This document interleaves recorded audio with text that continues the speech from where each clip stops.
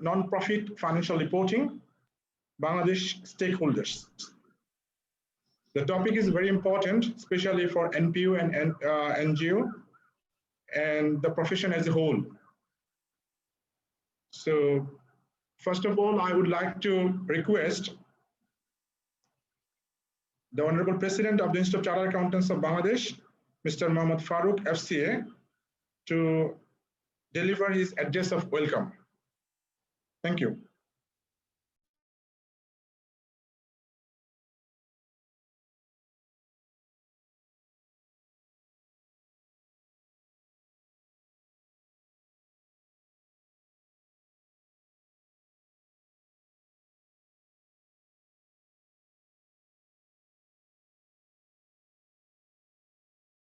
Thank you. Okay. Bismillahir-Rahmanir-Rahim. Respected Chief Guest, Mr. Mohammad Rashidul Islam, Director General, Grade 1 of NGO Affairs Bureau. Session Chairman, Ms. Rashida K. Chowdhury, Executive Director, Campaign for Popular Education.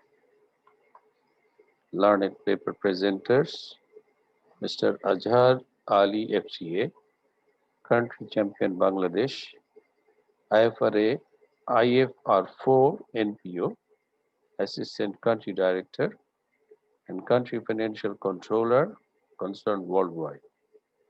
Mr. Samantha Mushok, SCA, Project Director, IFR4 NPO, Vice Presidents, Member Councils, Past Presidents, fellow members, and Executive of ICAB, ladies and gentlemen, Assalamu alaikum, and a very good afternoon to you all. Ladies and gentlemen, I'm very happy to welcome you all at the virtual members conference on future of non-profit financial reporting, Bangladesh stakeholders.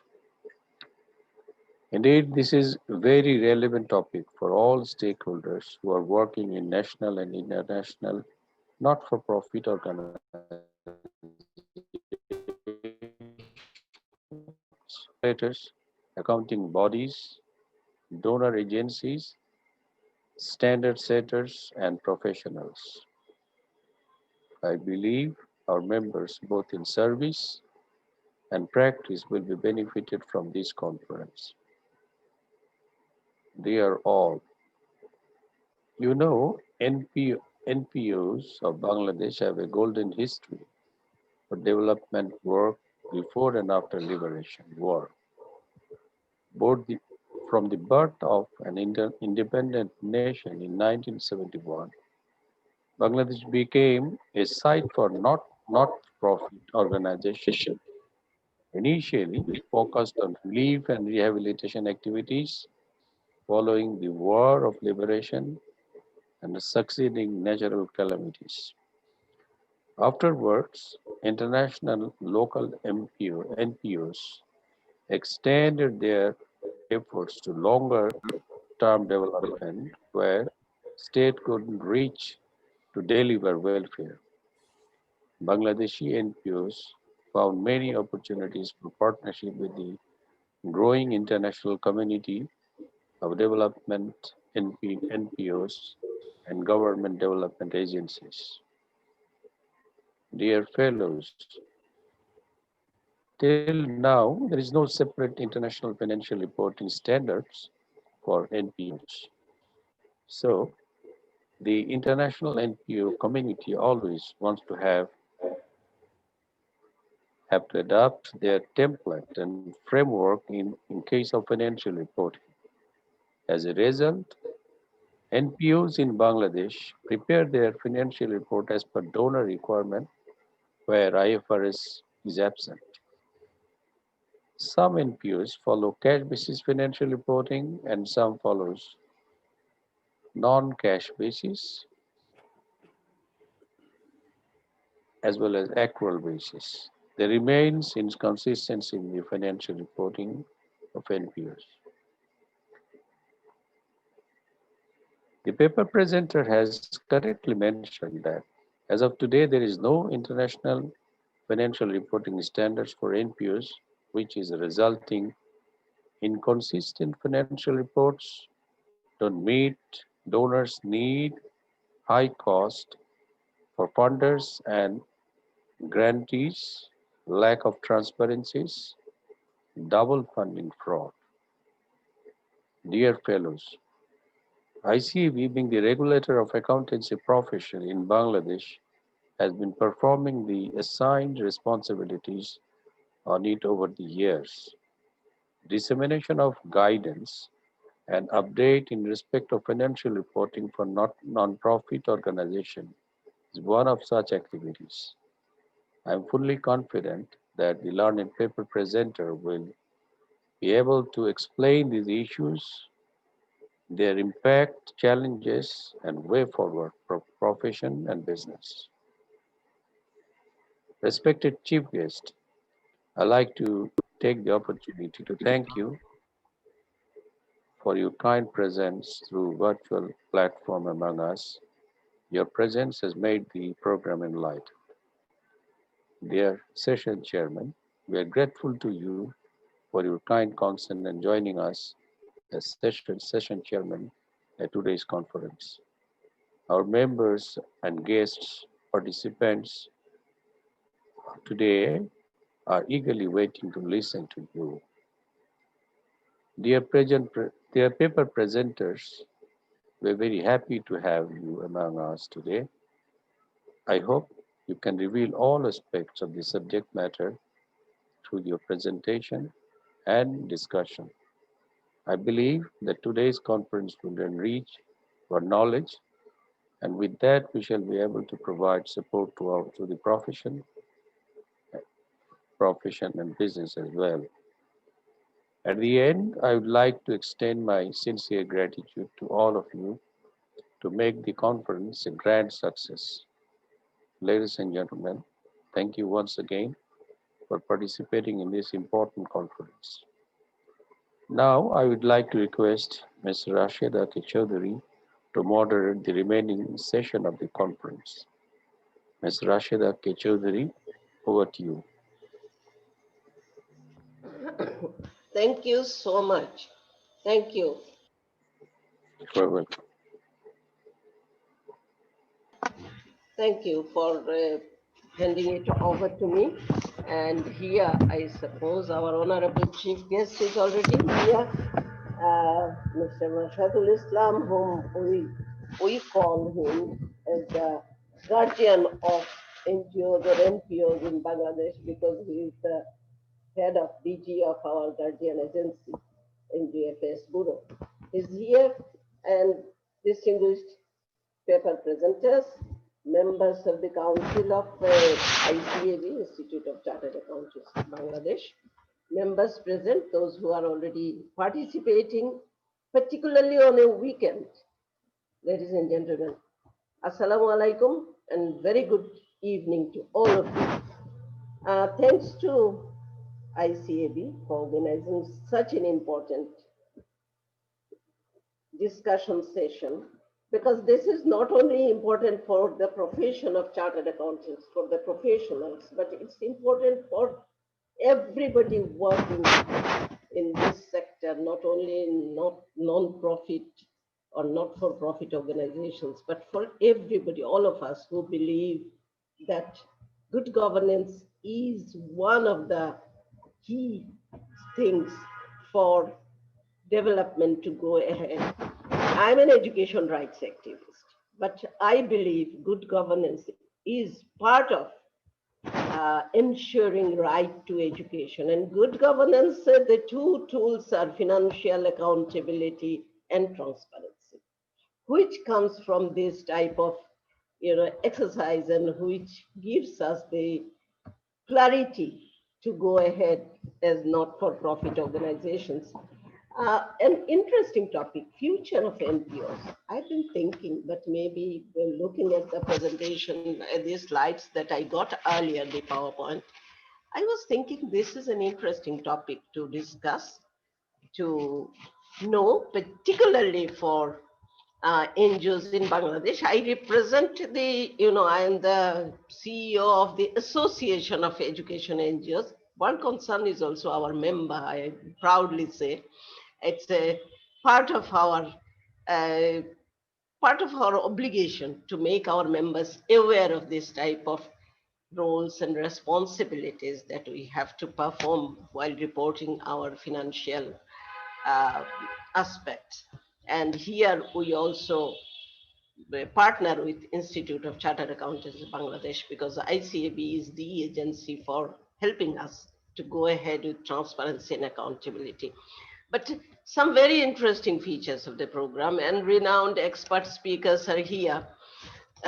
For the sake of saving time, let me introduce them very briefly, because it's a long story. First, I would like to introduce our non-Bangla speaking guest speaker, Samantha. And if I don't know whether I have pronounced your name, Masuka, Samantha Masuka, pronounced your name rightly. But interestingly, she qualified in the discipline of natural science, then diverted herself to this financing and accounting profession. Interestingly, she has an interesting career in the not-for-profit sector, and where everybody has been working, all international NGOs and others she has been working. This is, I don't even dare to read out her CV, it's quite interesting. And Mr. Azhar Ali, the paper presenter, who is FCO, Azhar Ali FCO, and he also has an interesting career, because they are all professionals. And again, for the sake of time, please excuse me. I'm not introducing them in an elaborated way, because they are the professionals. They are the ones who will be guiding us today. How do we deal with this non-NPO sector? Helping them out, guiding them for having transparency and accountability, because it should not be compromised anywhere. Good governance is part of our commitment. As NPOs, we need to commit to this and practice this. And here we need support of professionals. And here, particularly this international financial reporting for NPOs, they have come forward to share their experience and expertise. Thank you so much for being here with us today. So I would like to request Mr. Azhar Ali FCA, the main paper presenter, to start sharing the screens. I don't know whether you are going to share your screen or not. Yes, okay, thank you. And then followed by Sam. Samantha will be presenting in the later part of the program. But meanwhile, we'll be having breakout sessions. I will request Mr. Azhar Ali FCA to guide us through those breakout rooms or group discussion sessions. Thank you again for being with us. I could see almost 300 participants who have joined this program. Wonderful evening. Wonderful. Thank you for being with us, particularly on a weekend, joining this very interesting, very, I should say, one learning exercise, particularly even for me. Thank you so much. And please go ahead, Mr. Azhar Ali, with your presentation. Thanks to ICAB again.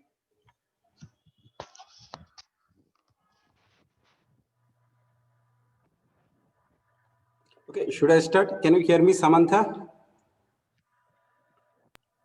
Yeah. Yes, very good. Go ahead. Okay. So, wow, a huge number of participants have joined this webinar from the different parts of the world. Because of the timing difference, I must say good evening, good afternoon, and good morning. Assalamu alaikum to you all. I'm glad. Just sorry for interruption. Just before start, whether you have restricted this program within 300, because there are other members, they are trying, but they cannot get access. So is it whether you restricted this event for 300 in total? Something like that? Samantha, can you please update this technical issue? So far, I know there might be restrictions from your IT department. Samantha, can you please update? It might have happened. I'm just right now going to contact our events team who created the meeting and see if I can change anything. So let me work on that right now as Ahar presents. Yeah. Because normally we expect about 600 chartered accountants as a whole, but it is restricted 300, and that's the problem. Okay, thank you. Okay. Okay, Mahbub bhai, should I start? Please go ahead. Okay. So huge number of participants have joined this webinar from different parts of the world. Because of the timing difference, I must say good evening, good afternoon, and good morning, and assalamu alaikum to you all. I'm glad to be collaborating with IFR for NPO as country champion for Bangladesh and assistant country director with concern worldwide to ensure stakeholders are aware of the project and encourage you to participate. We have with us as session chairperson, Honorable Ms. Rashida K. Chaudhuri, Executive Director, Campaign for Popular Education and former advisor, caretaker government of Bangladesh. We are very honored that Mr. M. D. Rashidul Islam, Director General, NGO Affairs Bureau, Prime Minister's Office, Government of the People's Republic of Bangladesh has kindly agreed to be as the chief guest for this event. We have different range of professionals here with us today. My learned fellow colleagues, chartered accountant and practicing member of my beloved institute, ICAB. We know ICAB members have been doing a great tool for the development of society, business, NPO economy, and for the country since 1973. Non-profit organization colleagues who works literally day and night to change the life of the poor people of our country. My concerned worldwide family have been working in Bangladesh since 1972 to meet the need of extreme poverty in Bangladesh. Donor community who always provide huge support for our country. Also joined by renowned banker, professional accountant, academic, IFRS expert, and media. More importantly, we have with us relevant regulator of NPOs in Bangladesh.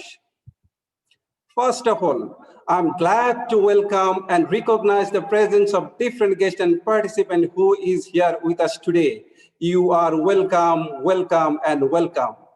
This meeting is hosted with ICAB. Our target participant were 300, but Mahbub Bhai is saying that a lot of participants is waiting outside of the room. So it shows that how excited you all are for the betterment of the NPO sector.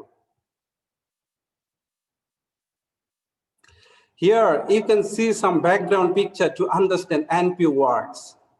As we discuss issues of financial reporting for NPOs, we'd like to keep in mind that NPO financial report have little meaning apart from the great work that NPOs do around the world and here in Bangladesh.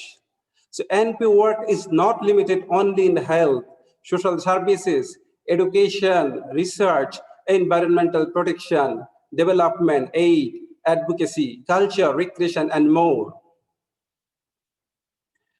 We'll have 2 hours altogether, as you can see. There are 2 blocks of short presentation and discussion feedback session in between. Although we online rather than in person, we have built in time for a small group discussion through Zoom breakout room and use of the chat function to encourage interaction, discussion, and feedback. This discussion is the heart of today's event, and your active participation would be very helpful and valuable to us. Believe me, being a Bangladeshi professional, I believe that we have courage, eager to learn new knowledge, world-class capacity to bring the positive changes and be pioneer for the betterment of NPO sector. I believe we will exceed our expectation today with all of our professional input. During the small group time, it will be important to turn your video on if you can to enable a meaningful discussion, but obviously not now. First of all, we will take 20 minutes to introduce you to the IFR for NPO project Apologies to those who may already be familiar with it, but hopefully this will be a quick reminder and make sure we are all on the same page when it comes to the latter parts of the meeting.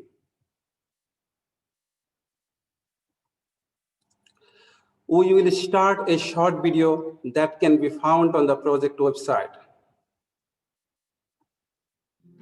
IFR for NPO is a 5-year initiative to develop the first ever internationally applicable financial reporting guidance for non-profit organisations. It's coordinated by Humentum and the Chartered Institute of Public Finance and Accountancy.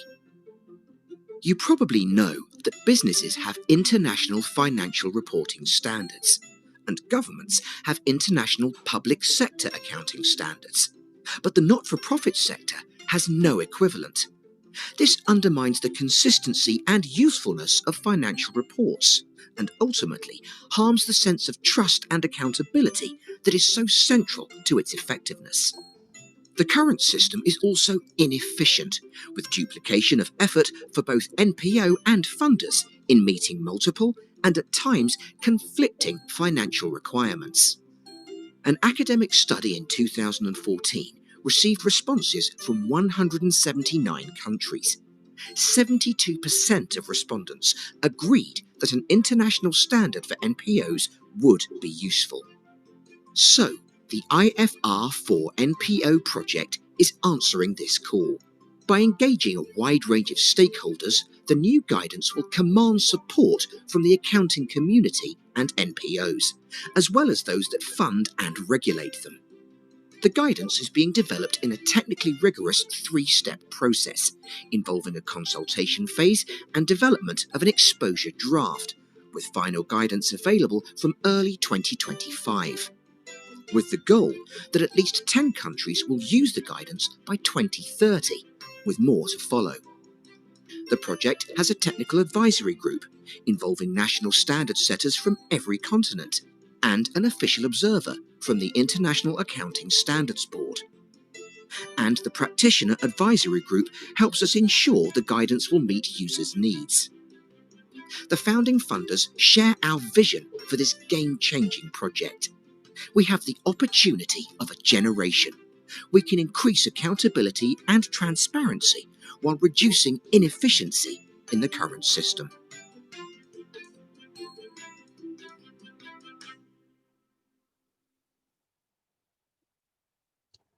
I hope that video has given you a sense of just how important and exciting this project is. One question that often arises is, which type of financial report this project developing guidance for? We know NPO may produce different type of financial report, so it is important to be clear which report are and are not the focus for IFR for NPO project. All the transactions of an NPO should be made entered into the accounting systems which classify and summarizes those transactions to produce various financial reports. We know some reports are for internal use by managers. Sometimes we call it as management accounts. When NPOs implement donor-funded projects, they are often required to produce a special purpose report specifically for that donor about that project. And every year, the organization produces its annual audited accounts, which are also known as general purpose financial statement, all from the same accounting system. The IFR for NPO project is focusing on the general purpose financial statement and accompanying narrative reports. Of course, the different type of reports are connected because they are created from the same source transactions or the same accounting system. Humentum is also working on another project to harmonize donor project reporting format, which is a story for another day. Which stakeholders are being considered in this project? The IFR for NPO project is responding to challenge expressed by 3 broad groups of stakeholders. The first group of stakeholders are users or reader of financial statement. General purpose financial report aim that meets the need of a range of users. This should include donors, but also regulators, service users, also called beneficiaries, or client or members and the public, as well as bank, collaborating partners, suppliers, and the staff. Within this group of users, large donors are particularly influential, we know. If the requirement of the IFR for NPO guidance conflict with the some donor reporting requirement, that will cause problem for INPO. But donors themselves use of general purpose financial reports for due diligence and understanding the organization as a whole. For that reason, the IFR for NPO is engaging with donor in a donor reference group. The second important group of stakeholders are those who prepare the financial statement, and that is, we know, non-profit organizations. Any benefit to users need to be balanced with the cost to be preparers. For example, some information may be of interest to certain users, but difficult for preparers to measure. The third group of stakeholders is our auditors, who provide assurance about whether the financial statement presents true and fair view. They are often at the front line of supporting NPOs to implement and apply applicable accounting standard or guidance. The IFR for NPO project does not represent any particular group, but is keen to develop guidance that balance the cost and benefit to different stakeholders. So what will this project actually deliver? What changes will it bring about? If we see the current problem, many of the challenges expressed by the stakeholder stem from the core problem. That is, there is no internationally applicable standard for how NPOs prepare their annual financial statements. Where countries do not have national standard, this leads to the inconsistency even within the same jurisdictions.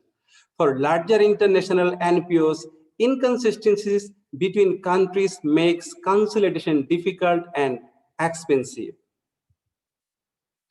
When funders look at the financial statement of potential grantees, they may find it hard to assess financial capability or understand the wider context for a particular project. This results in expensive and often duplicative process for due diligence, financial reporting, and auditing. The lack of clarity and consistency ultimately reduces the transparency in the sector, which makes funders nervous, especially about double funding fraud, which is harder to spot given the focus on project-based reports. The solution, what are the solution? The solution that the IFR for NPO project is providing is internationally applicable guidance for how NPOs should prepare their annual general purpose financial reports. It would be up to a particular country to decide whether to adopt or align to the guidance, and whether certain NPOs within their jurisdiction should be required to or allowed to follow it. Funder may also recognize it as best practice and encourage its use where entities are allowed to adopt it. What is the future outcome, right? The future outcomes and benefit are wide-ranging.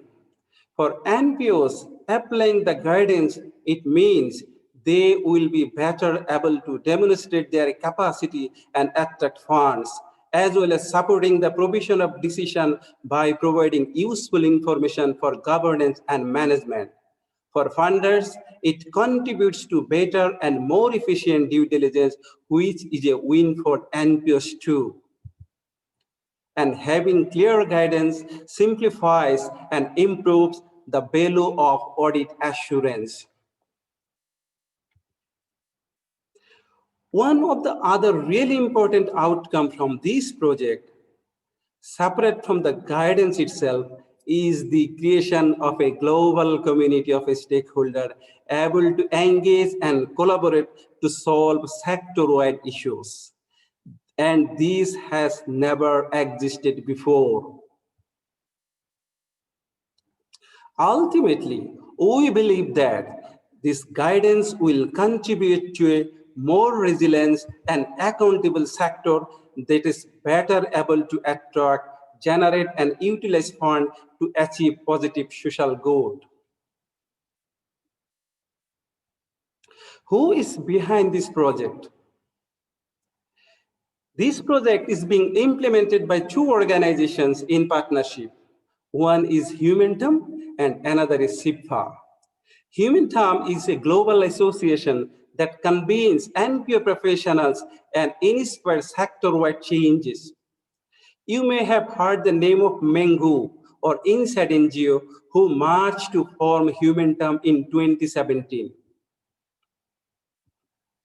The Chartered Institute of Public Finance and Accountancy is UK-based with standard-setting rules for local government and charities, but also plays an important role as an international conveners on public sector accounting issues. Both Humantum and SIPFA are themselves NPOs. Between them, the project partners are well connected to a range of stakeholders within the sector and that are critical to this project. So we can say this really is by the sector, for the sector. Seed funding to enable the project to launch has been provided by Open Society Foundations and the Ford Foundation, but the project is not fully funded. The project also has advisory groups who offer their perspective and expertise on a voluntary basis. The technical advisory group comprises national accounting standard setters from 5 continents, and the practitioner advisory group includes preparers, users, auditors, and academics specializing in non-profits. We are deliberately and proactively seeking to build and maintain diversity in this group. Information about each member and details of all the meeting can be found on the project website so that the process is fully transparent. The project is using a three-phase process equivalent to all other standard setting process. But developing the guidance itself is really the beginning. The benefit will be felt after it is widely adopted and used. We're expecting that we'll have a consultation paper by this year and we will take input from the relevant stakeholders and it will be started from January 2021. Similarly, we are expecting that exposure draft will be published by mid-2023. And finally, we are expecting the final guidance ready for adoptions early 2025. You know, there will be a lot of training and transition process to adopt these. This is why there are 2 key aspects of the IFR Pro NPO project design. One aspect is the technical rigor applied in the guidance development process led by SIPFA. The other aspect is the stakeholder engagement led by Humantum, actively reaching out to stakeholders all over the world, regulators, national professional accountancy organizations, donors, and NPOs to participate in the development process so that they are ready and willing to adopt it when it is done. So how we are doing in terms of outreach? The project already has engagement from peoples all over the world. Countries in blue are those where individuals have signed up and registered their interest in this project. They include a broad range of stakeholders, including both international and local NPOs, their auditors, accountancy bodies, regulators, donors, and others. You see, the yellow flag shows members of the technical advisory group of national standard setters. The red flag shows the members of the practitioner of advisory group. Can you please identify where is my country, Bangladesh? Yes, and the black flag shows the various country champion like me working to engage stakeholders in their countries to ensure those voices are heard. Thank you so much. Now I am going to hand over my dear colleague Samantha to conduct the next sessions, and these sessions would be really an interactive. I'm sure you all will give your professional input so that Bangladesh will be the pioneer for the betterment of NPO sector. Thank you so much. May I also draw your attention to the time frame? We are already getting delayed. So please look at the time because there are many people waiting, maybe participating in the discussion session. Thank you. Thank you so much. And thank you, Azahar, for that fantastic introduction and bringing us on the same page. Let me also say an apology. I believed that the meeting could host up to 1,000, but we hadn't had the chance to test it. And Bangladesh has broken the system. Our Zoom account can only take 300. And I understand there are people waiting in the waiting room. I'm personally not able to fix that right now. I am really sorry. What I can assure you is that we will be posting this video, and this is by no means the last chance to interact. This is a long project over 5 years, and we have many, many ways to interact with stakeholders in Bangladesh. So for those of you that were trying to get in and are now watching this on video, my heartfelt apologies, but we do look forward to engaging in other ways. So, Engineer Muhammad, I wonder if you could help me make me the host so that I can manage the breakout rooms, if you wouldn't mind. So what we're going to do now is break into small groups of about 8, 9, 10 people. And then what you need to do is first just say hello to each other, nominate a spokesperson, and then you have about 20 minutes to share what are your reactions or your comments to what Azahar has shared. What questions come to mind? And then have a think through what are the benefits that you can see as stakeholders in Bangladesh, and what challenges can you see? And even better, if you can see challenges, are there any solutions that you can also foresee and share in your groups? So if I can, yes, Muhammad, are you able to make me the host again? That would be super, then I can make breakout rooms. Yes, you're now co-host. Yeah, I need to be the host to do the breakout rooms, if that's okay. Okay. I should mention that I'm from England, as you can probably tell from my accent, but I've lived in Uganda for 20 years and worked in the non-profit sector here in Uganda, which I'm sure has more similarity to Bangladesh than to London. And so that's where all my years of non-profit experience have been. So here goes with the breakout rooms. Now, if you have any problem in the breakout rooms, you can leave and come back to this meeting, or you can ask me to come to your meeting, and I will send you some notes to remind you what to talk about, and also when your time is due to be up. So let's create. If you please excuse me, how long are we going to continue that breakout session? 20 minutes, please. 20 minutes in your small group. Back. Yeah. And then we'll have 25 minutes of feeding back, and nobody is limited in the chat. So all the chat will be captured and we'll hear from everybody using their voice through the spokesperson or in the chat. But with such a big group, it will be. Thank you.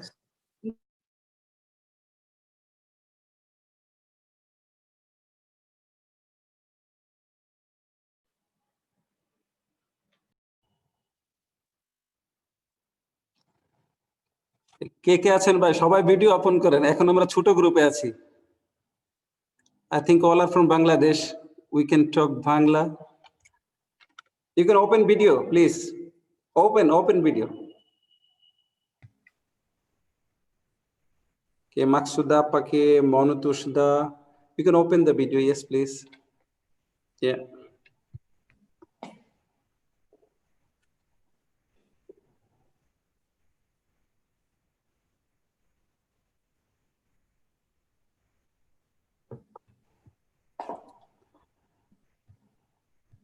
So it would be helpful if we can open the video, then we can interact each other, because this is the discussion session that we'll talk each other, we'll know, then we can have a discussions and then give the feedback for the sessions. I'm not sure if আসসালামু আলাইকুম। ওয়ালাইকুম আসসালাম ভাই, মিজান ভাই কেমন আছেন? আলহামদুলিল্লাহ sir, ভালো আছেন? জি আছি আলহামদুলিল্লাহ। আমাদের আপা কেমন আছেন? আপাকে আমাদের এখানে শামা আপা নাম, কেমন আছেন আপা? হ্যাঁ, আসসালামু আলাইকুম। আমি ভালোই আছি। হ্যাঁ, আমার জন্য এটা অনেক সকাল। আমি আমেরিকা থেকে বলছি, সকাল 6টা। 6:30। Okay, thank you so much that you have been able to manage your time even at the morning. Thank you so much. আমাদের সাইফুল ভাই, আমরা কি একটু ওপেন করতে পারি ভিডিওটা, যেন আমরা সবাই কথা বলি? এবং ওইখানে মনে হয় কিছু প্রশ্ন বা হিন্টস দিয়েছিল Samantha. I am sure all are from Bangladesh. Yes, আমি তো বাংলাদেশ। জি জি জি। ওকে, সো এখানে স্মল গ্রুপে উনি যেটা বলেছিল যে আমাদের প্রত্যেকটা গ্রুপ থেকে একজন লিডার সিলেক্ট করতে হবে। So who will be the leader for today's sessions? Anyone is volunteer except me, because I cannot be a leader for these sessions as I have been working as a keynote speaker. So anyone is interested to be a like leader? মঞ্জুর ভাই কেমন আছেন? এই ভালো আছো? ভালো আছো? জি, মনতুষদা, উমর ভাই, যারা যারা আছেন একটু ভিডিও ওপেন করবেন। আমরা তো মেম্বারদেরকে না দেখলে তো we have to interact each other. আমি জানি না, আপনারা যদি খুব ক্যাজুয়াল মুডে না থাকেন তাহলে ওপেন করতে পারেন। যদি বাসায় খুব অনেক সময় লুঙ্গি পরে হয়তো লজ্জা পান, বাট যদি থাকেন আমার মনে হয় we can open. We have to talk. আচ্ছা, এখানে যেটা বলা হয়েছে যে এখানে কে লিডার হবে? শামা আপা, আপনি please, you B leader.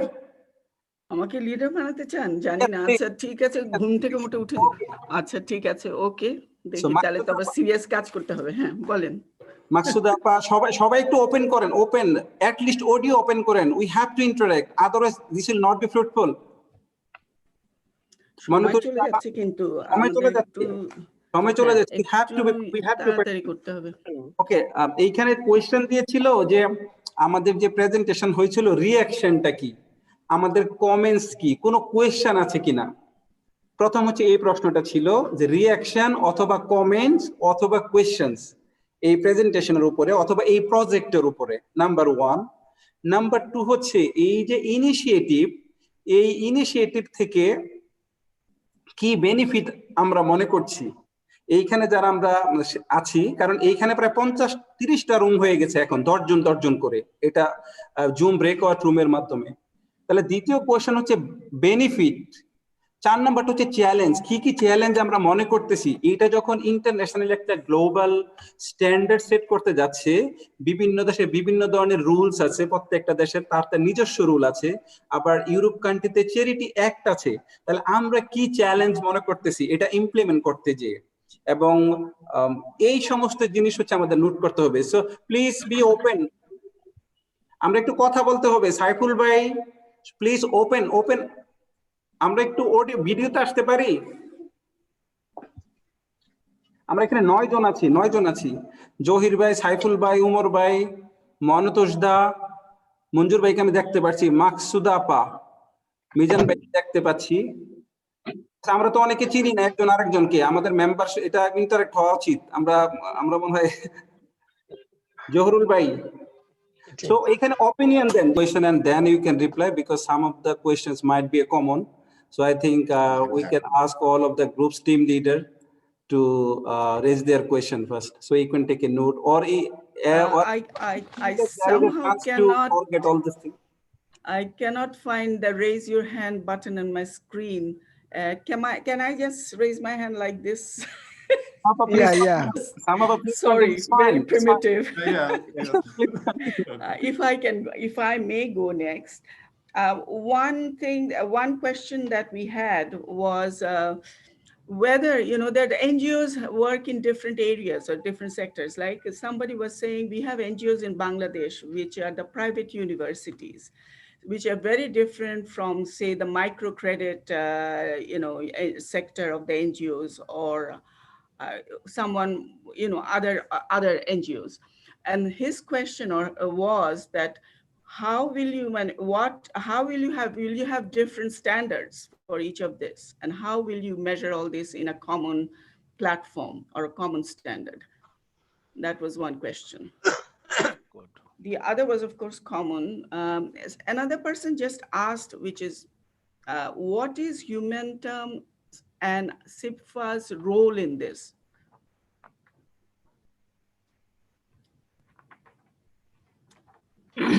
In our group, may I raise the questions? In our group, in the Bangladesh context, most of the small and medium NGOs, because they do not have donor funds, they have gone into income generating activities, microcredit being a significant one. And so in a sense, they have moved away from profit, from not for profit to profit-making organizations. So when they prepared their consolidated accounts of the whole organization, it's a mix of for-profit and not for profit. So that is a challenge that is for many of the small and medium NGOs in Bangladesh. Thank you.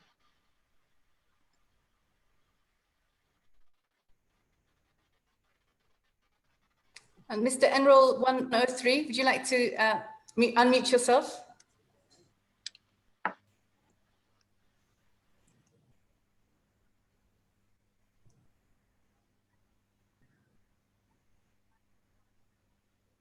Please go ahead.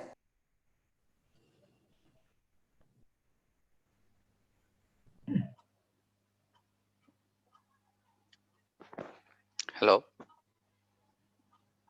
Please go ahead. Hi, my name is Shujit Dash. So actually, I had the opportunity to work with Mr. Anwar Bhai. So he had a great experience in the NGO because more than 30 years he was in NGO. I totally agree with his points. And also, I would like to add some points like if we go into the objective of the setting of the standards. So generally what we can see in the developed countries, like there are three sets of standards. One is for profit-oriented entities, another is private entities, another is the not-for-profit organizations. So in Bangladesh, as per our group discussion, the main lackings or main challenges is to common set of standards for the general purpose of accounting. So in absence of general purpose accounting, what happens? There is no level playing field for the financial reporting standards. So there is no common reporting framework. Therefore, the finance people also face sometimes problems to how to make the report. Though there is a term of reference as per donor. So donor provided there as per their perspective. Sometimes might be they don't consider the local perspective. So that's why we also need to consider the local perspective to set up the standards. And since since the absence of the accounting standards in Bangladesh, so we have to take the idea of the donor also, because the if we look the objective for setting the standards. So for the profit organization, the objective is to make the profit. For the private entities also make the profit, but for non-profit organization, the objective is to meet the objective of that program. So that's why the objective of the standard will be also be the different from other standards. So that's why if all the key stakeholders meet together to form the common standards, then it will be very acceptable to all. And also, I would like to mention there is one of the point that tone at the top. What we can see that this is the management concept. So in Bangladesh also, so like we know that Bangladesh NGO Affairs Bureau. So this organization is the main controlling point for all the NGOs. So that's why there will be should be coordination between Bangladesh NGO Affairs Bureau and ICAB, because ICAB is the main controlling point for the reporting standards to maintain to establishment or enforcement of the standard procedure, accounting standards. So if the coordination between ICAB and Bangladesh NGO Affairs Bureau is established, then that accounting standard will be more implementable and more enforceable. Yeah, and yeah, and also another point that the challenging is the so like there are 2 or 3 projects in a What is the question? sorry. What is the question of from your side? No, I'm telling the challenges and how we can overcome those challenges. That's all. Please raise your question. Okay, Not I have no. explanation. Okay, I am just providing my comments on this one. And No thanks comments. for. You raise your, this is question and answer part. Okay, sorry. Actually, we're really interested as a project to hear the comments and react, not just the question and answer. So don't worry. Do share. Continue to share comments. We really want to hear. Thank you. Yeah. Okay. No. Overall, that's can I our ask a comments question, from the please? group, and thanks for the organizer for this one event. Thank you. Can I ask a question, please? Go ahead. Hello. Can I ask a question, please? Yeah. Yes. Okay. Please go ahead. My question is how you are going to deal with the macroeconomical environmental risks and micro environmental economical risks in the NGO systems.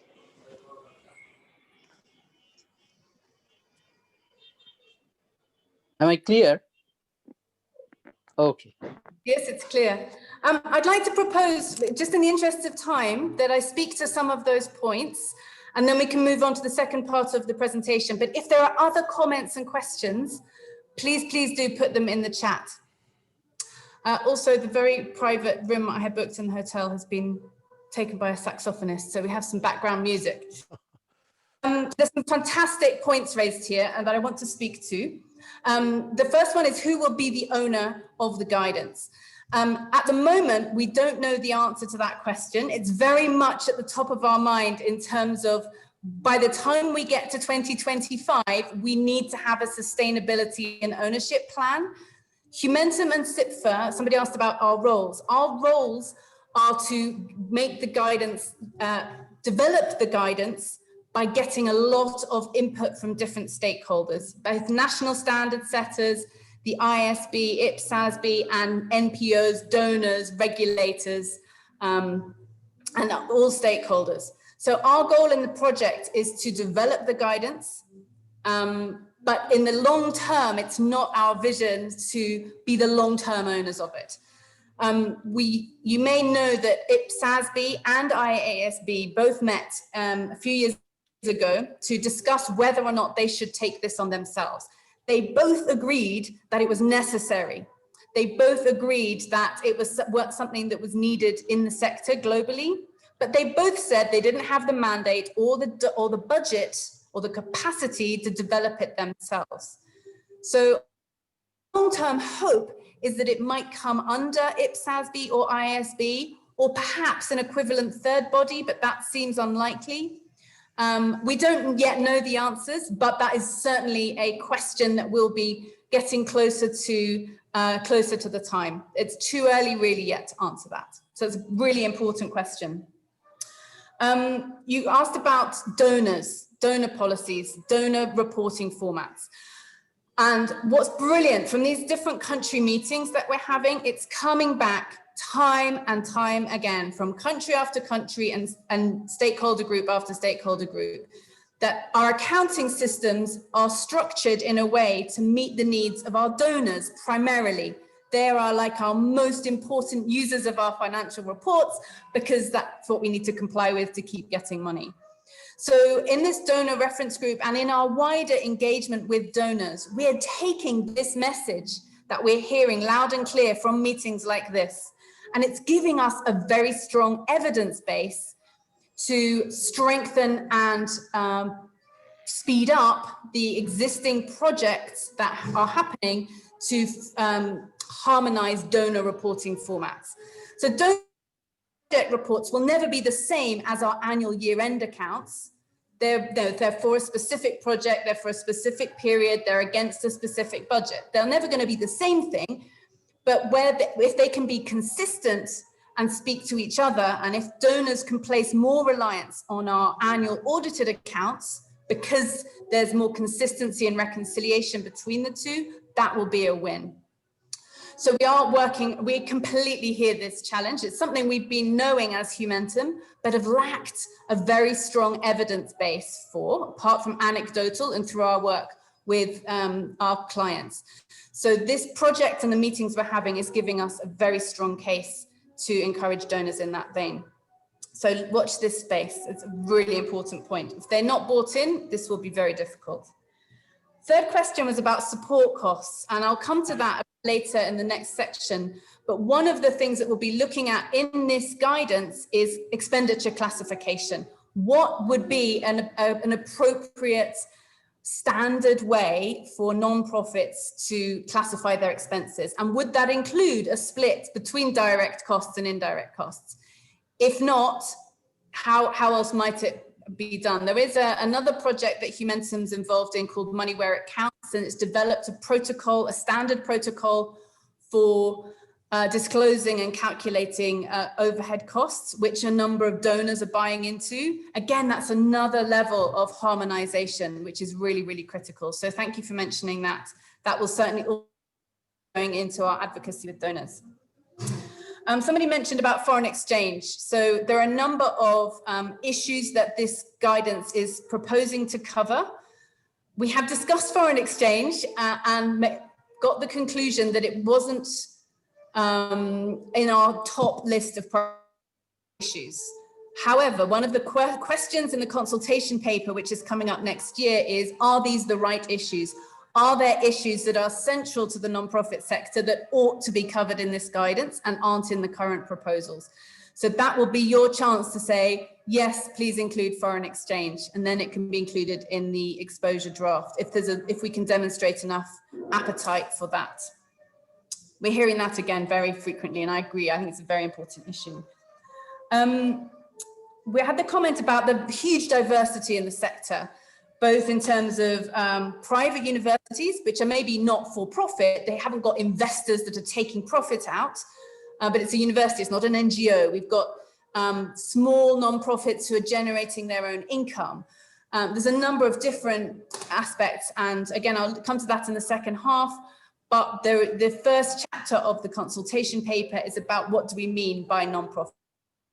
What are the distinctive characteristics about a nonprofit that makes it a nonprofit and would make this guidance applicable? And again, that's open for consultation. We've put forward proposals, but we're looking for feedback. That's been a huge challenge. One question that came in actually in the chat was about what are other countries doing? So for example, in the UK, they have a UK SORP, a statement of recommended practice. So we had a meeting like this in the UK. The committee are engaged with this project, and what they have said is that the UK SORP is an interpretation of international standards. So in the UK, they do an interpretation of IFRS for SME to make it applicable for nonprofits in the UK. And their take is that if there's an international standard for nonprofits, the UK SORP would be taking this international standard and interpreting it for the UK if any further interpretation were needed. So there's certainly an appetite in the UK to adopt this standard, and certainly in many of all the other countries that are sitting on the technical advisory group, that's the UK, Canada, New Zealand, Australia, France, Sierra Leone, Colombia, there are many, it's all on the website, but each of those countries is participating in this project because they are interested in seeing, they can see the value in consistency and alignment, which means giving up what they've got to get something that's the same, and there's no guarantees that everybody will do that, just as the same with the IFRS, but that is certainly the long term. And then the last comment before I hand back to Azahar is about engaging the Bangladesh NGO Bureau in addition to ICAB. And I couldn't agree with that more. I think to identify the groups of stakeholders that should be engaged and involved would be really, really critical. So that could include national regulators. I don't know if there's a government body in Bangladesh that governs NGOs or different types of non-profits. If there's any associations of non-profits themselves, that's really valuable. Bangladesh NGO Bureau, maybe even the tax authorities, donors in country, these are all stakeholders who need to have their voices heard, so that where there's commonality in the needs of those stakeholders, brilliant, that can be built into the way the guidance is drafted. Where there are differences, we can understand which regions, which types of stakeholders, how can we try and find common ground. There's no doubt that this is ambitious. It's definitely not an easy project, but as I think we've been hearing from people, it's long overdue and something that would really help build the professionalism in the sector and help reduce some of the inefficiency and challenges that we're having. I'm seeing a question in the chat. How will this project ensure the country-wise policy requirements which have been updated and amended by the governments of each country? So indeed, every country has to decide whether or not to adopt this guidance. So if that's the UK, Uganda, Bangladesh, Colombia, Jamaica, there's however many countries in the world, 203, specific jurisdictions that would need to make the decision for this guidance to be applicable in their country. This is exactly the same as it is for IFRS and exactly the same as it is for IPSAS.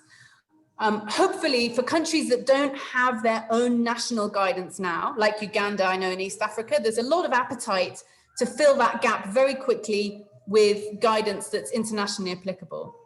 And we hope that that would be a low-hanging fruit for countries that don't already have their own national guidance, especially if they've participated in the development of this guidance. It would be an easy sell for them to adopt it. And that's why in the video, we said we're hoping that 10 countries will have adopted it by 2030. I hope it will be more than that, but there's no pretending that this is a quick fix overnight.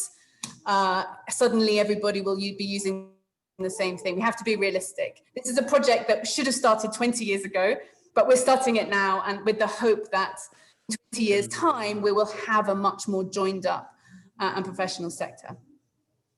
I would like, if it's okay, to pause there now and go to the second half of the presentation. There is a further Q&A section, if that's okay, but there's quite a few questions that are coming up that will actually be covered in the next section, and then we could have a final Q&A then, if that's all right. So I'm going to, Azahar, is that all right with you?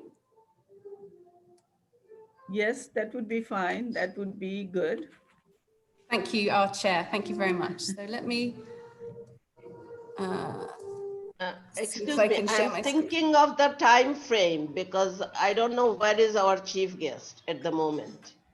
So my second presentation will only take 15 minutes or so. It's quite quick. That's right. But then again, question answer session, I'm not sure whether the organizers, you have to check with the organizers whether they are agreeing to the extended time frame because it's already getting delayed.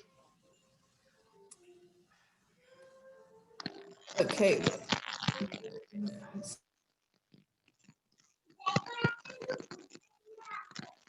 Okay, excuse me.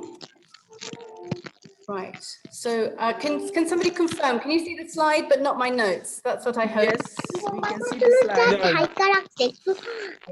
And if everybody mute themselves, be super. Or if my co-host could, maybe I will make somebody else the host for now.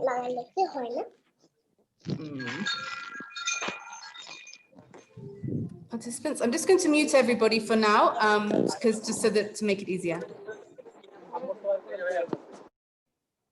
Okay, so in the second half of the presentation, what I'd really like to talk you through is the consultation process, which will be starting next year. As we've said, this is a process, this is a project where we need to have input from very many stakeholders. And the last year and a half, we've working towards this consultation process. This is why I want to share it with you. Who should participate? Who do we want to hear from? Why? What does this process look like? What's in this consultation paper that we'll be sharing, and how practically should you respond? So the who, everybody here, everybody who's been stuck in the waiting room and not able to attend, and everybody else in the sector in Bangladesh, you're welcome to participate. We're particularly keen to hear from the following groups because of their influence and importance in the sector. So regulators, these are the ones who would have the authority to say, yes, in Bangladesh, we are going to adopt this guidance in any given country. So because they have that really critical role, it would be great to have input from regulators. Auditors are another very important group because they're the front line of supporting clients in adopting any new guidance, and they have such great insight of knowing what their clients' needs are. So we're really keen to engage auditors. Funders, as has been mentioned, is so important. If they're not bought in and if they don't stand behind this, align to it, and recognize the value of it, this will be very frustrating. It could just be another thing to comply with rather than reducing the compliance burden, which is what our hope is. So we really are reaching out very proactively to funders.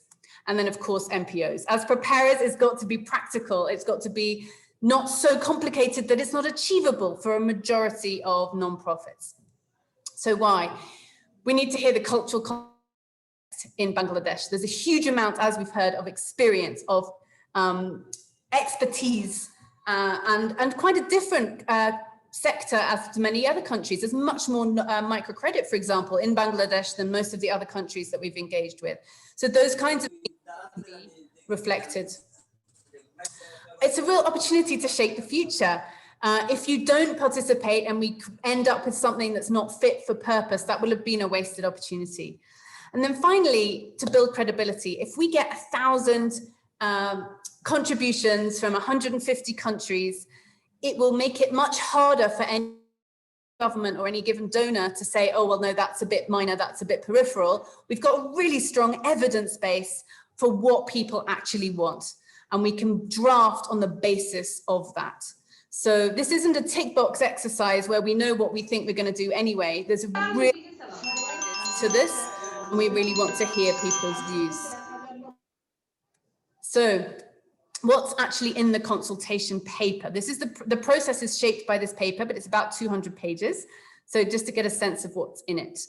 So after the executive summary and introduction, the bulk of the questions that we're looking for feedback on are in these two parts, part 1 and part 2.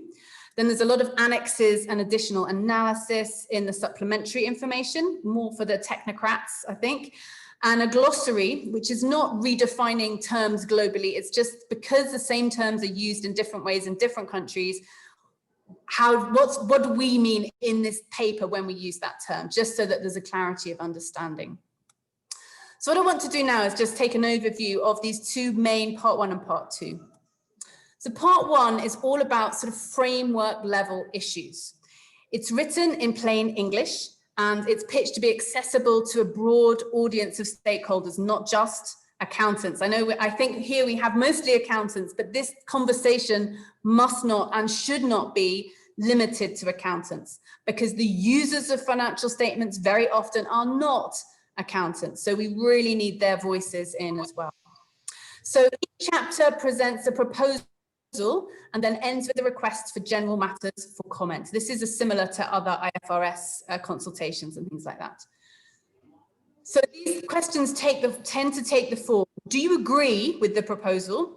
If not, why not?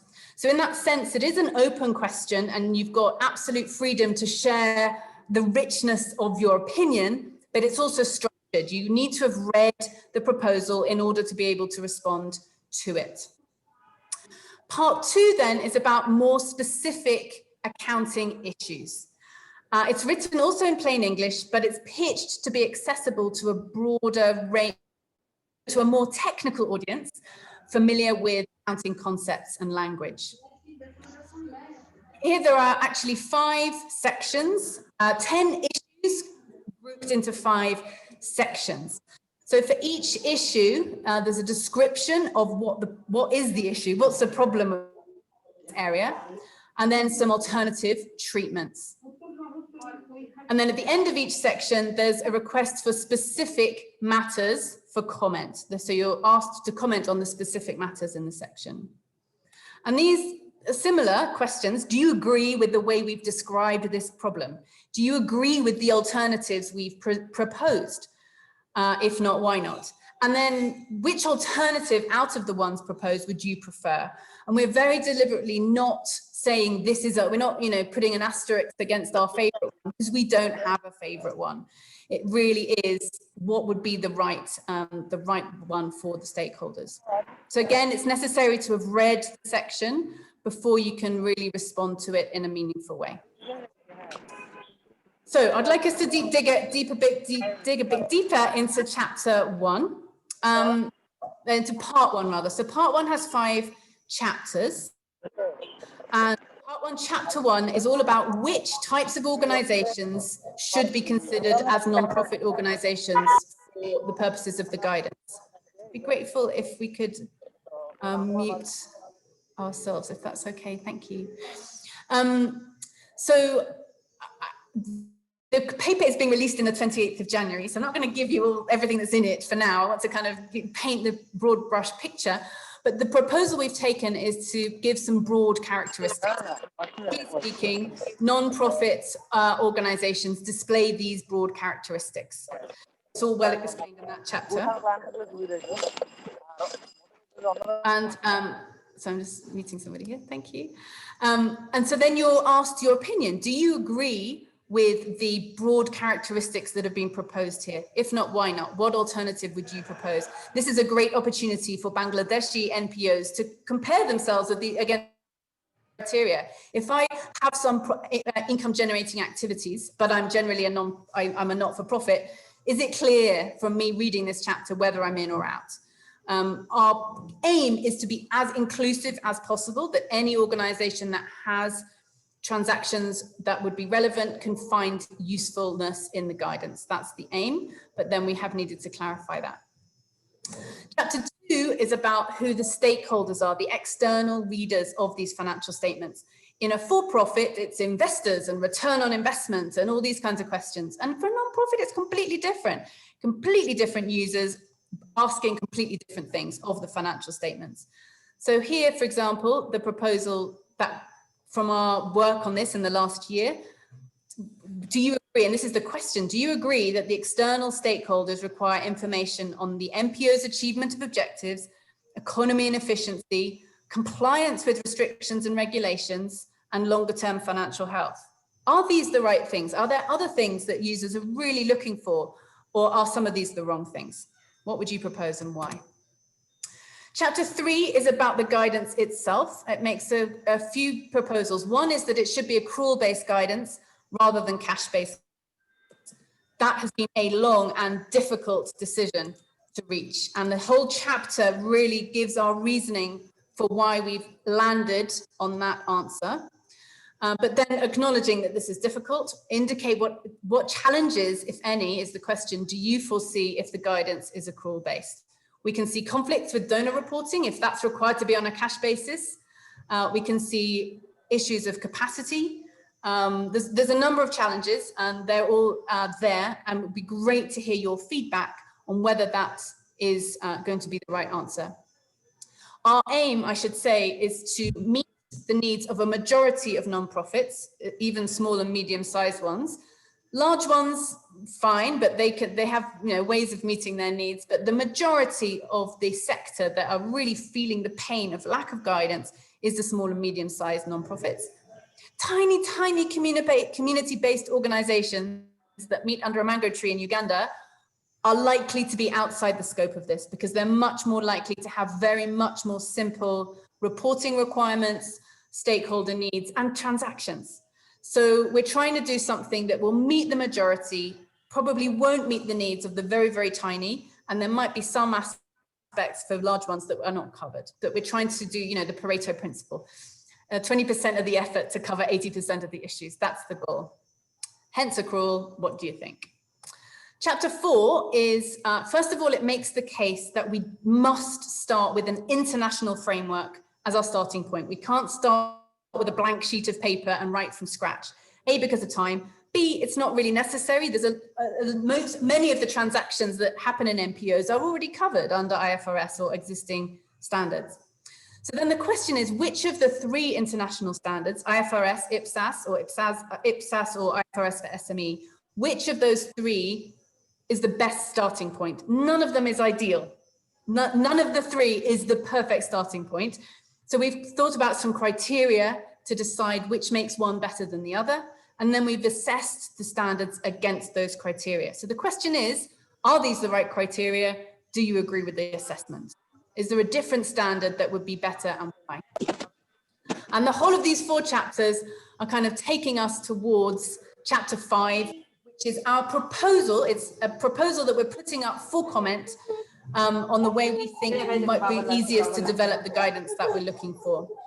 So the proposed model is to use IFRS for SME as a starting point, because it's small, because it's not updated very, very often, and it's therefore more manageable to maintain, even though it has a different conceptual framework, even though it's designed for a different sector. And the idea is to plug the gaps in IFRS for SME, where the standard doesn't tell us what to do about grant income or assets that don't generate revenue or whatever it is. So that we end up with one booklet that is based on IFRS for SME, but has the gaps that need to be filled for our sector filled.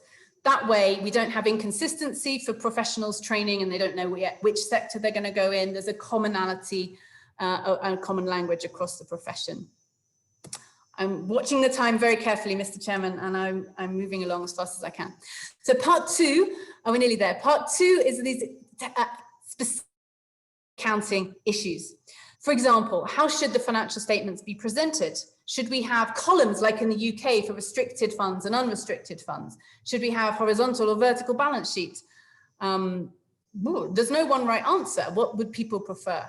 We can see down there income recognition and measurement. And for grants, there's huge diversity. Do I recognize the grant when I'm promised it because I've got a contract? Do I recognize it when I've got it? Do I even defer it until I've spent it, like IAS 20? What's the best way? And we see every variation under the sun. So that's going to be a really difficult one to get alignment on. But so important, because even something as simple as size is very often measured using income as a proxy. And when we've got so much variation, it becomes really difficult to compare and get comparability. The other thing within income would be donations in kind, services in kind. Should they be disclosed? Should they be measured? Which kinds? The other one we see there is classification expenses. And I mentioned earlier how this has got such a strong, important linkage with our donor reporting, because that's often one of the key bugbears, is that the expenses are all classified in a different way sometimes. And if we don't have a very powerful accounting package, that can be very onerous or impossible for smaller nonprofits. And you can see some of the other issues here. So it gives you a flavor for the types of things that we've identified over the last year that are everyday financial reporting, accounting challenges for not-profits, but we're not given adequate guidance in the existing standards. And you can, answers aren't obvious. There's no single one right answer that is obviously the best and all the others are wrong. And that's why we have so much diversity and inconsistency. We plan to hold webinars on each of these individual topics during the consultation period to unpack them more and unpack the proposals in more details.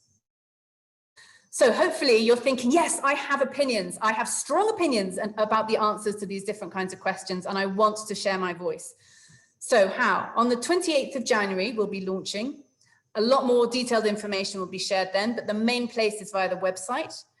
The consultation period is open for part 1 until the 30th of July, part 2 by the 24th of September. And we are looking to hold regional virtual roundtables in March to May. These are likely to be, that it's not by any means confirmed yet, but this is the current planning 4-hour meeting for about 60 invited guests across the region, giving a range of stakeholders. But everybody is invited to participate in the consultation. We tried to make it really easy. You don't have to answer everything in part 1. You can just answer one chapter that you've got strong opinions about. Same for part 2. You don't have to answer on every issue. If you've got something to say about inventory and nothing to say about branches, that's fine. Answer the bits that you have an opinion on. We're also looking for, there's 3 likely to be, again, not confirmed yet, but likely to be a sort of letter option, a word template option, and a survey monkey option to share your opinions. So we tried to make it really easy because we really want to hear voices. So my final word, my call to action, my impassioned plea is please take this opportunity and use your voice to shape the future so that it works for you. So here I'm going to hand back to Azahar. And we'll have a Q&A. Thank you. Thank you, Samantha. So now this is the question answer session. So thank you, Samantha, for your wonderful presentations. I think, Samantha, can you, hello? I'm not sure our session chairperson, Ms. Rashida Chaudhary, madam, can you hear me? Yes, I can hear you loud and clear. Okay, madam. So will you contact please the question answer session, or should I facilitate this, please? You should, but look at the time because many people have already started dropping out. Yes. So, and I don't know where our chief guest is. You have to inform me whether he is still with us. Yes, sir is here. So far, I know I had a discussion with sir. His name is User. Sir, can you hear me? Chief guest, sir. Rashidul, sir, can you hear me, sir? I see his ID as User. Sir, you are unmuted. Sir, you are muted, sir. Can you please unmute first? Because we need him. Sir is here. Yes, I know. Yeah, it is very much clear. Yeah, okay. Please take as little time as possible because people are already dropping out. Yes, yes. Can I add something? This is Farooq. I think we have a kind of discussion on question and answer session has already been done. So I think since we have time constraint, we can go for the hearing from the chief guest. That is what I think it would be better for us. I agree. Please do put questions in the chat though, because even if we can't answer them now, we can answer them in a follow-up email. So if you have questions, please do type them. All right. Honorable Session Chair, I think you can proceed because we can avoid question and answer session. Okay, thank you so much. Can you hear me? Yeah, okay. Thank you so much. Yes, we can hear you. So, madam, you are muted, madam. You can unmute this. Okay. Thanks for such an interesting session. It's technical plus general, and that is the strength of it. And thank you for presenting it. And thanks for the question answers and other things, particularly thanks to Samantha for clarifying some of the issues that were raised in the working groups and through the chat box. So thank you again. So we are going back to our original program schedule. We are a little late, but I would really like to request our chief guest.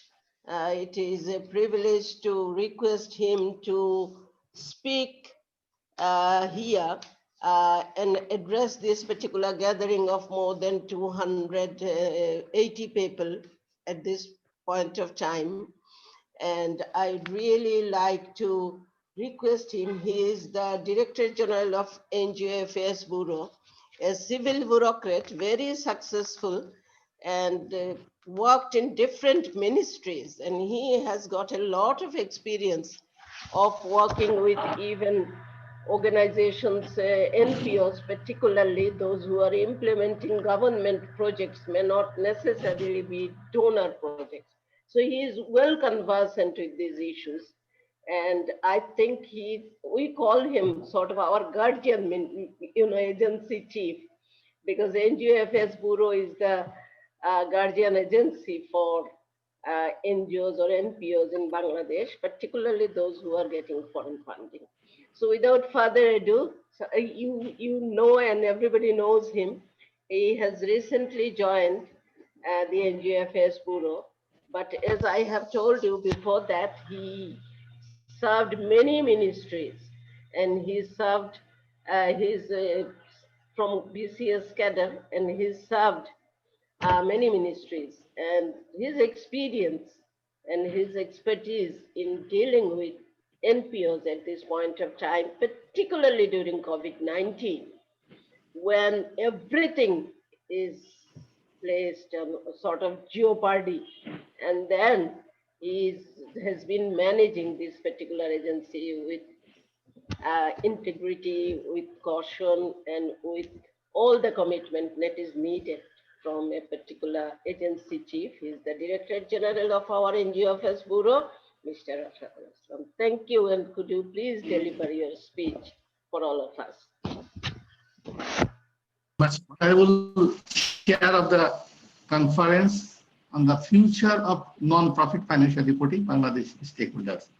This is Rashida Kichuduri, Chairman Canbe and former advisor of the caretaker government, Mr. Mohammad Farooq, FCA, Chairman of FCA, Vice President of ICA, Honorable keynote speakers, Mr. Azhar Ali, FCA, and Mrs. Samantha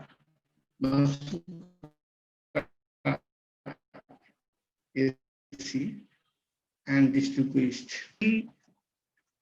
A rare opportunity for me to be a chief guest here.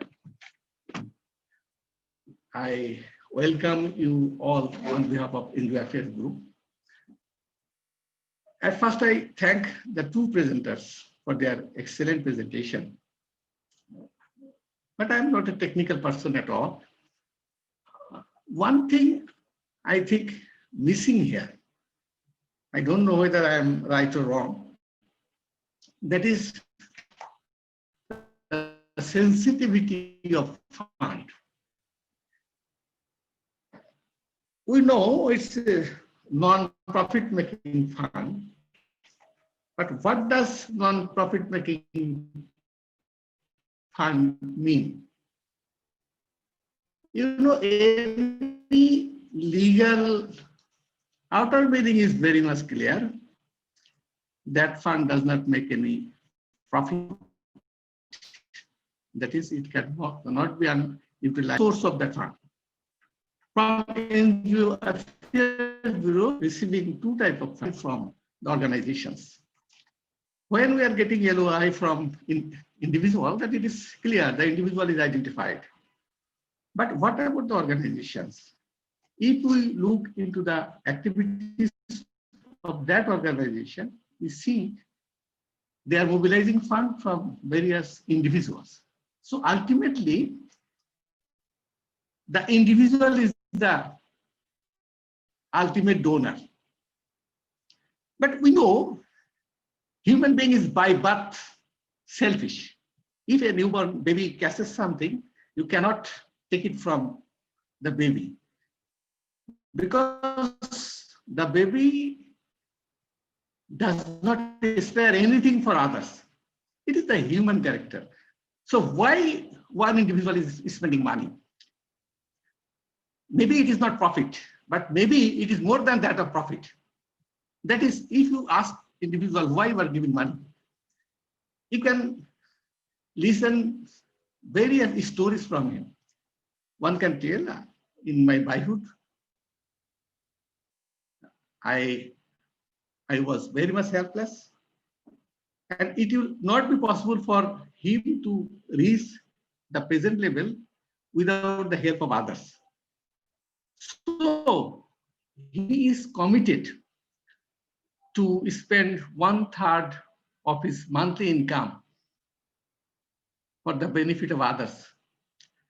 And other men can tell that my mother did not get proper treatment in her age, so he want to spend some money to improve the medical sector like this. And the target group is not if he is living at New York, the target group is not only to Bangladesh. And it is clear the NGOs just telling that they need 20% of that money for administrative cost and 80% will be spent for the beneficiaries. And I am approving the fund. The funder knows very well 80% of his fund will be spent for the purpose of his expectation. You know, we have no office at the district and Upodela level. We are depending on the DCs and EONOs. We are taking completion report from them, but ultimately we are dependent on our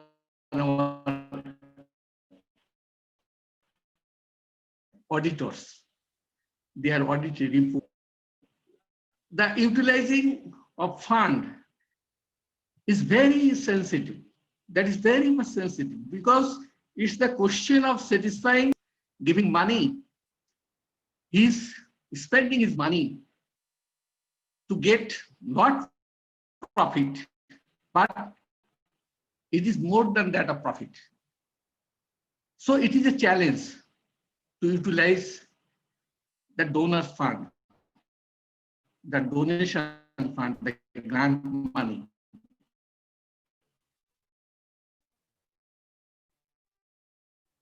So auditors should keep in mind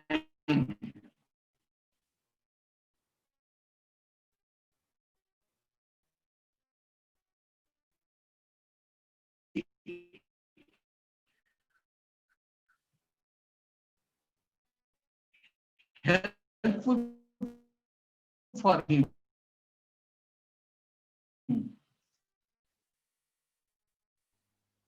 to know that first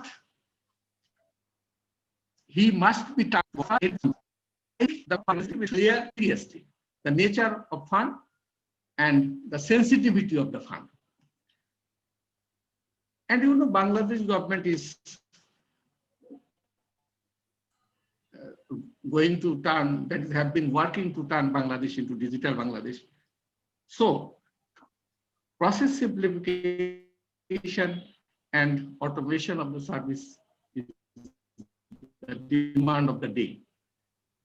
I think the proposed guideline will help very much to make the fund more transparent and to see the transparency of that fund.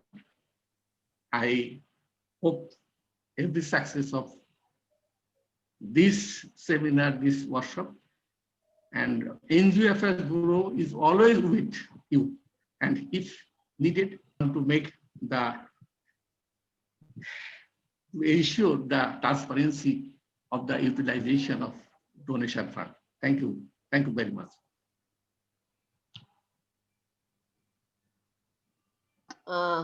Thank you, Chief Guest. Honorable Chief Guest has delivered his speech and maybe because of some network issues, connectivity issues, we could not hear some of his comments or some of his advice for us. Sorry about it. But now I have been requested by the organizers to have kind of a wrap up and to close the session. So thank you everybody for being here with us.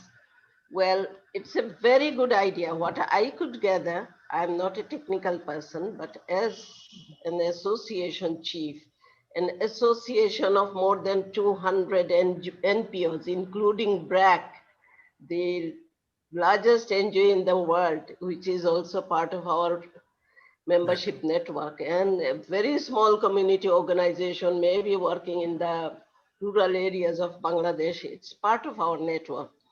So we are very interested in this kind of international standards for NPOs. And it is also aligned with our national integrity strategy, which was approved by our cabinet, which has also mentioned this kind of a standard setting. And our association was part of developing a guideline for NPOs or NGOs for implementation of this national integrity strategy under the guidance of the NGOFS Bureau last year. And this is still under process, and it will be probably implemented soon. But this international standard will go very well with that particular integrity strategy. It's very good initiative. I agree with all the ideas and some of the suggestions. But as the CEO of the NGO network, and as somebody working with the not-for-profit development sector for the almost 3 decades, I have been thinking of some major challenges here that might be coming in. I'm not going to the specifics, but challenge number 1, it has to be owned by our government. And the other point is, NGOFS Bureau is not the only regulatory agency. NGOFS Bureau regulates only the NGOs that are getting foreign funding. But there are other ministries or agencies under which many NGOs work, like even Youth Development Ministry, Women Affairs Ministry, Social Welfare Ministry, a number of them. They are not under the umbrella of NGOFS Bureau. So there are this diversity. Shama Alam was talking about it. The diversity among the NGO sector, the NPO sector in Bangladesh. This will be a major challenge for us, how the government will be owning it. And for me, as somebody who worked with the government as a decision maker, as a minister for 3 different ministries, I will insist on having our government in the driving seat for implementation of this kind of a international standard. Government has to own it. Government has to be in the driving seat for implementation of this. So how do we deal with that? And this will be one of the challenges. The other challenge that I could see with all the stakeholders, huge capacity enhancement will be needed among all stakeholders. How do we deal with it? Whether our regulatory agencies, they have the capacity to implement this kind of a thing, or to monitor or oversee. So who will deal with the capacity enhancement issues? The NPOs will be needing capacity to deal with this kind of international standard. I'm not talking against the international standard, but the messages that I am getting through all the presentations and all the questions, there will be huge capacity enhancement. I'm not talking about capacity development. Our NPOs, regulatory agencies, every stakeholder has some kind of capacity, but we need capacity enhancement. And otherwise, if we don't deal with this capacity issue, equality among NPOs, already inequality exists. We have NGOs like BRAC, and we have a community, small community-based organization. Because I have been associated with this sector since our liberation, and how NGOs emerged and evolved in Bangladesh, we have to understand. Because it started with a voluntary, very private initiative, maybe in a household, somebody offering his or her assistance and somebody is engaged or employed from the family. So this is the way NGOs started in Bangladesh, emerged and evolved as a vibrant sector in Bangladesh. We have to understand this diversity, how to deal with it. This will be a major challenge for us. The other one will be, well, COVID-19. It has already jeopardized the activities of NPOs. Funding is becoming more and more uncertain. And then if we insist on a standard that is not owned by all stakeholders, we may not get the results.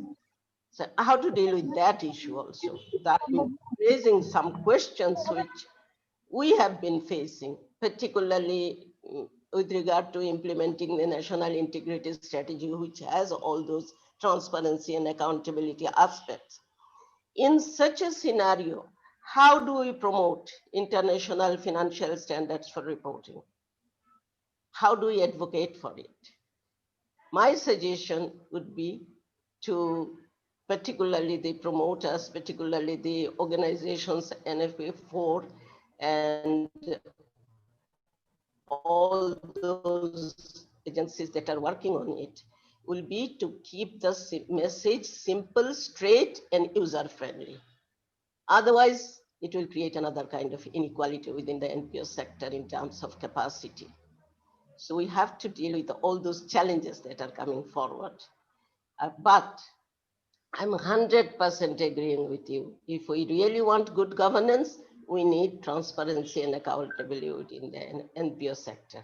Here, Institute of Chartered Accountants, Bangladesh, ICAB, can really play a big role facilitating this process, helping NGOs, NPOs to develop this kind of capacity. But that also means resource allocation has to be there. So this is one important area to look at. So who is going to provide that resource? ICAB will provide the technical assistance, no doubt. We'll be happy to, but we also need capacity, resource capacity, etc. So there are many challenges ahead.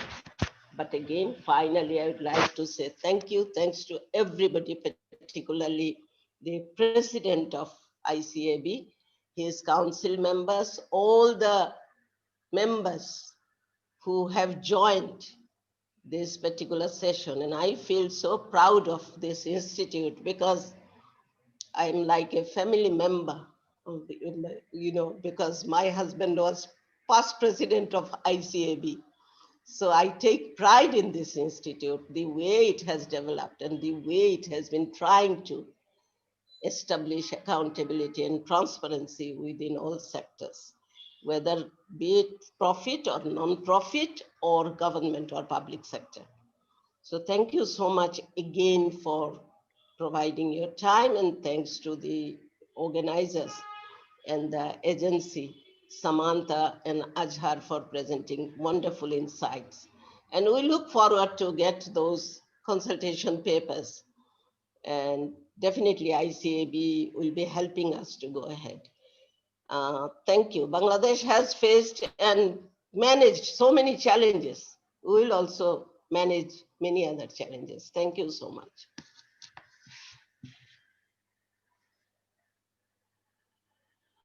Shall we conclude the meeting, Mr. President?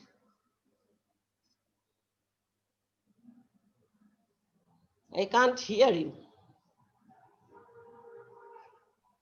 Yes, I must thank you for your nice concluding remarks.